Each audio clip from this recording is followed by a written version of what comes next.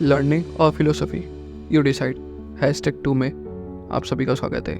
आज ये video about the same title होने वाली है। पिछली वीडियो में मैंने 5 पॉइंट शेयर किए थे, आज उसी को आगे बढ़ाते हैं। सो कैसे आप सभी लोग? तो चलिए शुरू करते हैं। 6 पॉइंट इज लोगों की लाइफ स्टाइल कुछ इस प्रकार चेंज हो रही है कि वो पहले सब कुछ पाना चाहते हैं, जैसे घर, गाड़ी, पैसा, मकान, जो भी है, एंड फिर सब कुछ छोड़ के वो स्पिरिचुअल लाइफ स्टाइल की तरफ शिफ्ट हो रहे हैं। एक पोएम है जिसमें लिखा हुआ है कि फितूर होता है हर उम्र में जुदा, खिलौने, मासूका, रुतवा और खुदा। 7th पॉइंट मैंने कवर किया इसका मीनिंग कि नीड्स जो है वो चेंजेस होती है। खिलौना, फिर मासूका, प्यार, स्टेटस की तरफ, फिर खुदा की तरफ जाते हैं, यानी कि गॉड की तरफ।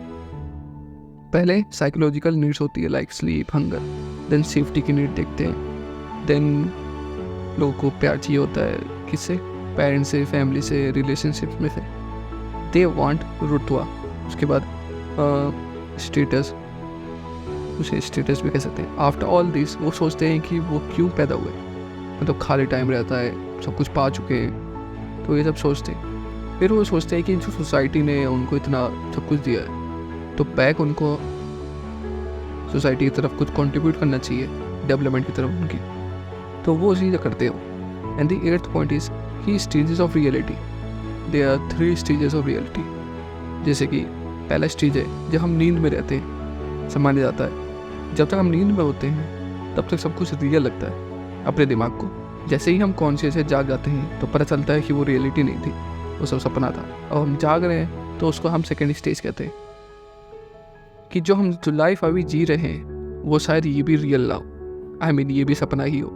और इससे जागने के बाद जो 3rd स्टेज आएगी, फिर पता चले वो भी कि जो हमने अभी जी रहे वो अनरियल है, और 3rd स्टेज में जागे वो रियल है, तो जिसे हम ब्रह्म स्टेज या 3rd स्टेज कहते हैं। Okay, the 9th point is, वैसे फिलोसफी वाली बातें कौन करते हैं?